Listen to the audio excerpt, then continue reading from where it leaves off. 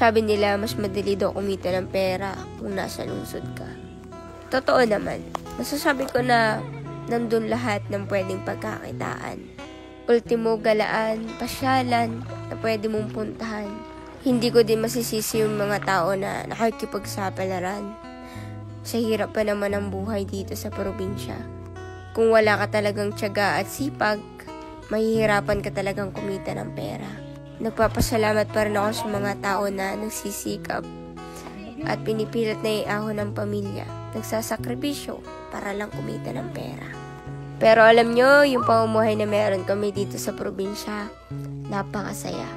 Kung mararanasan nyo lang na makihalubilo sa amin, ay hindi nyo pagsisiyan o kahit kailanman ay hindi nyo makakalimutan.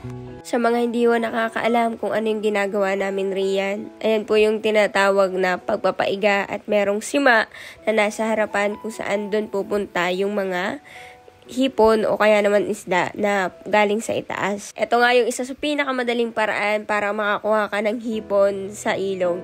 At ngayon ay tag-init at El Nino dahil nga dito unti-unti nang natutuyo yung mga ilog natin. Pero ito naman ay pansamantala, dadating na din yung tag-ulan.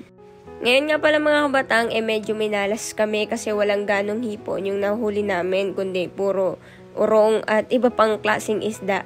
Ito nga pala yung Taglagas mga kabatang, ganyan ho ang kalinaw yung tubig sa amin. At ayan, madami pong naglalaba rito dahil nga malinis yung tubig at wala lang pong mga babuyan sa itaas. Ito din ho yung mga paraan namin para ho makapag-banding. Ayan ho yung pasuka namin. At ayan, yan naman ho ang aming mga huli. Nakikita ninyo, may katang. Yan na rin ho ang mga gawain ng mga bata din hindi ho puro cellphone. Ay talaga hong pagkakasaya pagka ho nakahuli ng katang na garning kaliit. Yung ulam ho naming hinuli, ang nangyari ho, hindi namin naluto. At wala naman nga hong hipon. Ay di mamaya na ho sa bahay. Di ari ho ang aming nilantakan ni Parindayo. Hati ho kami din Ang ulam ho namin ay di yung baboy na tara ho sa sabay. At niluto ho na yung tiyaheng. Ay talaga naman ho sasabihin niyo si Kulot ay maartay. Hindi ho yan maartay. Kahit ho anong paglamo namin, nilalamon ho niyang batang iyan. At ayan ho, si Parindayo, talagang pandalas ho kami riyan. Talagang pag narinig sa ilaw, kaya ang sarap ho kumain. Tingnan niyo si Kulot. Ayan ho, tubig namin ika nga ikulabaw. Dahil nga yung mga layak ay nagtalo na yung mga bata nabulabog. Ganito lang naman ho kasimple ang buhay. Kung kaya ho ninyo makipag-banding sa inyong pamilya, ay gawin ho ninyo habang kayo ay hindi pa busy. Kung kayo naman po ay busy sa trabaho, ay di maglaan kayo ng kaunting oras sa inyong pamilya. Alam niyo naman ho si Parindayo, pag patak ho ng alis 4, kailangan ho nasa bahay na kami dahil ho papatuka at mangungumpay ng kambing. Pero ayan, nagkita ho kami ng kakao at kukuha muna ho kami ng kakao din Kami ho ay nagpaalam riyan ha, kayo huwag magagalit. Talaga namang pagka hindi ka nagpaalam din sa amin sa Batangas, ay may garot Bali nga ho yung mga nakuha naming isda ay kumukuha na ho ko ng kalamyas at mamay panuka. Masarap po yung kalamyasan. Talaga namang malasa. Andin na naman na rin si Kamali-Mali. Kita ninyo, magaling din naman yung pumuti at kita naman ninyo ang kinukuha mga malalaki. Ay kanya daw hong isasaw-saw sa assign. Ang batang ho pagka ho nauwi din sa amin, ay di sinasamahan ho namin sa kanyang mga trip-trip.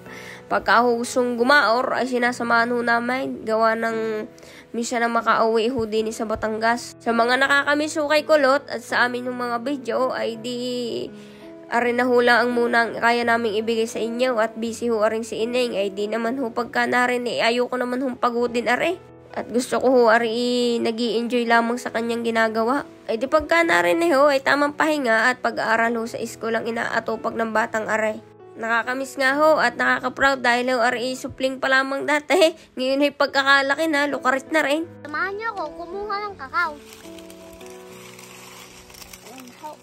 Ay hindi pa naman yan hinog. Yung, nakakagat. Ara na. Ito na pala guys. Tikman mo. Sabihin mo sa kanila ang lasa ng kakao.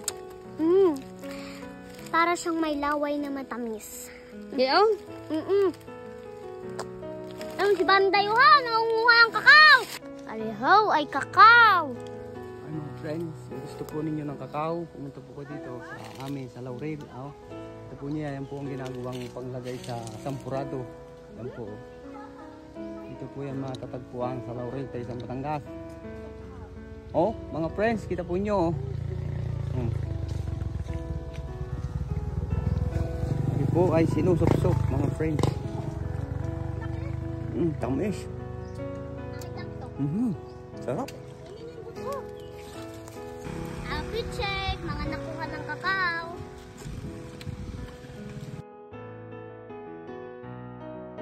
Ay mga batang, pauwi na ho kami niyan at hanggang dito na lang ho ulit. Ito ho yung kapiraso ng buhay ko na kaya kong i-vlog at ipakita po sa inyo. Abangan ho ninyo ang summer adventure ko. Napakarami kong pending na vlog. Abangan ho ninyo yan.